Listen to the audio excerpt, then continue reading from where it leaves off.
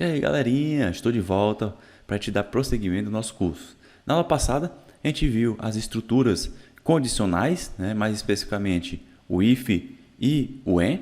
Nesta aula aqui, a gente vai dar início vamos conhecer as estruturas de repetição, certo? Vamos começar pela estrutura chamada de for. Imagine que eu quero escrever um programa que faça uma contagem de 1 a 1000, por exemplo, tá? Se a gente fosse fazer isso com o que a gente já conhece, como que a gente implementaria isso? Escreveria print 1, depois print 2, print 3, print 4, até chegar a 1000. Né? E isso não é tão viável, né? Mas aqui a estrutura de repetição já resolve esse problema para a gente. Quando a gente tem um problema em que a gente tem que executar um determinado bloco de código em uma determinada quantidade de vezes, a gente vai estar utilizando as estruturas de repetição, tá certo? Quem já programou em uma outra linguagem é o famoso for e while, tá? A gente vai estar começando aqui pelo for, tá? Existem aqui algumas formas de implementar o for, tá? Por exemplo, eu posso querer escrever um programa que vai de 1 até 10, né? Que seria essa primeira forma aqui, tá? Então, no caso, a gente vai ter o for e in, e eu digo que vai iterar no intervalo que vai de 1 até 10, tá? A gente pode definir o incremento, né? Então, nesse caso aqui é incrementando de 1 em 1, então vai 1, 2, 3, 4, 5, tá? Nesse segundo caso, a gente quer que vá de 1 até 10, só que agora de 2 em 2, tá? Então, quando eu faço um for e in no intervalo de 1 até 10 com step 2, eu estou dizendo que ele vai pular de 2 em 2, tá certo? Muito simples. Pessoal, quando eu coloco aqui, ó, 1, pontinho, pontinho, 10, eu tenho um intervalo, pessoal, tá? Um intervalo que vai de 1 até 10, tá certo? Existe um outro comando aqui, que é um intervalo exclusivo, tá? Que não se utiliza nesse pontinho, mas é o util, tá? Nesse caso aqui, é o intervalo exclusivo, tá? Como assim, pessoal? O intervalo exclusivo eu incluo o primeiro, mas o último não. Eu incluo o primeiro, mas o último não, tá? Nesse caso aqui, a gente teria uma contagem que vai de 1 até 9, tá? Por quê? Eu incluo o primeiro, mas o último não, tá certo?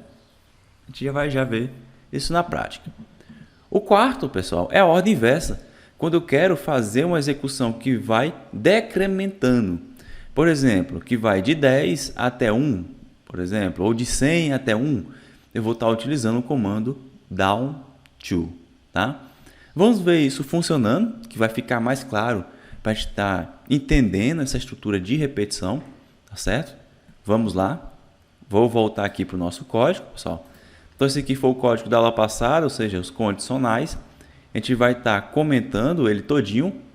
Como que comenta em bloco, pessoal? Em cima, eu coloco um barra asterisco. E lá embaixo, eu coloco um asterisco barra, tá certo? Aí ele vai estar comentando todo esse código. Agora eu vou colocar aqui um comentário, tá? Barra, dizer que a partir daqui a gente vai apresentar as estrutura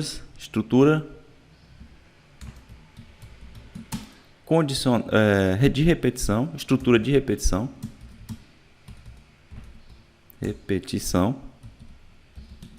tracinho for, tá? Vai ser o for, beleza?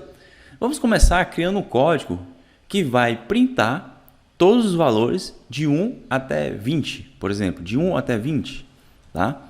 Então, a gente utiliza a palavrinha-chave for, beleza?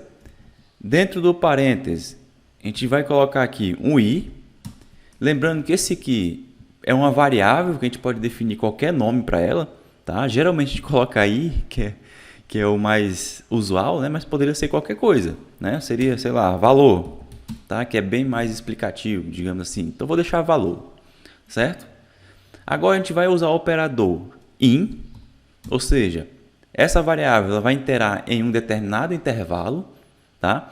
E agora, a gente vai definir qual é esse intervalo, tá? Qual é o intervalo que a gente quer? De 1 até 20.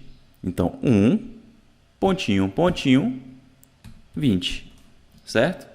Então, posso abrir chaves.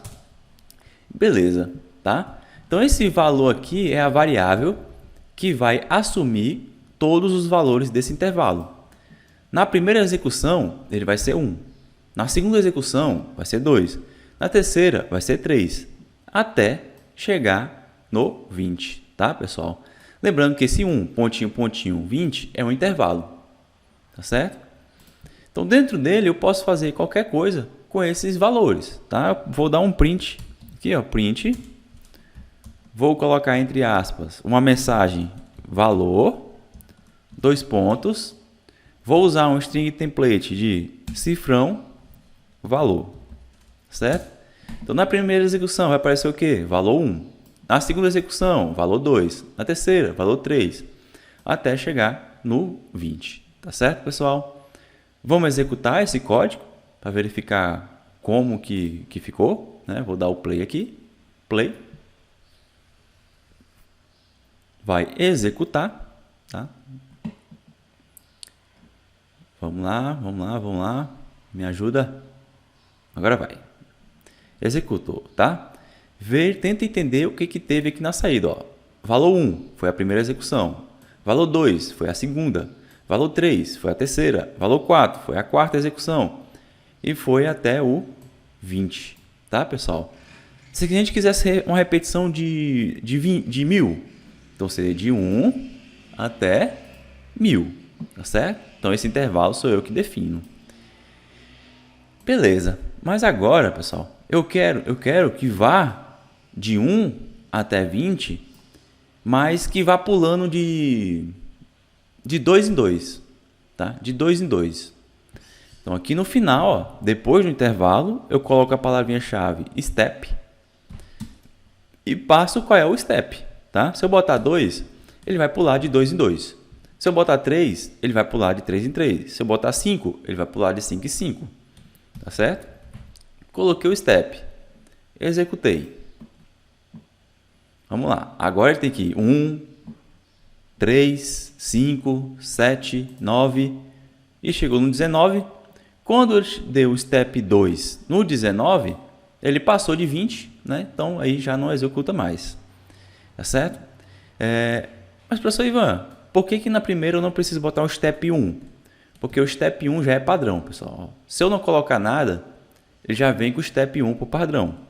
Se eu colocar o step, ele vai pular de acordo com o que a gente definir aqui. Tá, pessoal? Beleza, professor Ivan. Eu entendi isso aí. Mas e se eu quisesse o inverso? Ou seja, do maior para o menor. Como é que eu faria isso? Tá? Já aí seria um pouquinho diferente, tá? Aqui eu vou comentar esse print aqui, tá? Para ele não executar quando a gente for executar o segundo exemplo. Então vamos aqui. Eu vou colocar aqui, ó, um for.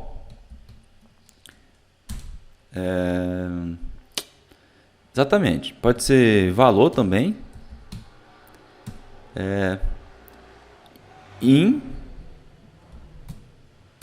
Beleza. Agora eu vou iniciar do maior valor, ou seja, sei lá, vou começar do 20 e eu vou decrementar até um certo valor, tá? Como eu vou decrementar, eu não posso usar aqui o pontinho, pontinho.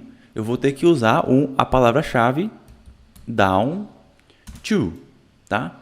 Down to quanto? 1, tá? Então ele vai de 20 até chegar em 1. Abro chaves.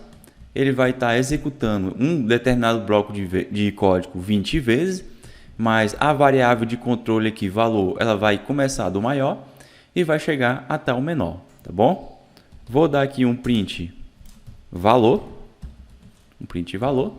e vou estar executando, certo? Play. Belezinha? Ó, executou. Só que agora, pessoal, começou do 20, ou seja, do maior, e foi até o 1, que é o menor, tá? Porque eu estou fazendo um decremento, ou seja, eu estou indo down to, estou indo do maior para o menor. Eu poderia usar aqui o step, pessoal? Poderia, tá? Poderia vir aqui, ó, botar um step 2, ele iria pular de 2 em 2, né? Só que para baixo, tá? Deixa eu estar executando novamente aqui para vocês verem. Executei. Veja que ele fez o decremento, down to, só que agora foi de 2 em 2, né? 20, 18, 16, 14, 12, 10, 8, tá? Então veja que houve aí um pulo, né? Que seria esse step aqui. Belezinha? O for não tem muito segredo, tá certo? Então a gente finaliza aqui o laço de repetição for. Na próxima aula a gente vai conhecer um outro laço de repetição while, né? Que tem aí uma outra aplicabilidade, tá certo? Não se preocupe que mais para frente a gente vai fazer atividades, que aí vai ficar mais claro a utilidade aqui do laço de repetição, tá certo? Então, por hoje é isso. Valeu, pessoal. Até a próxima aula.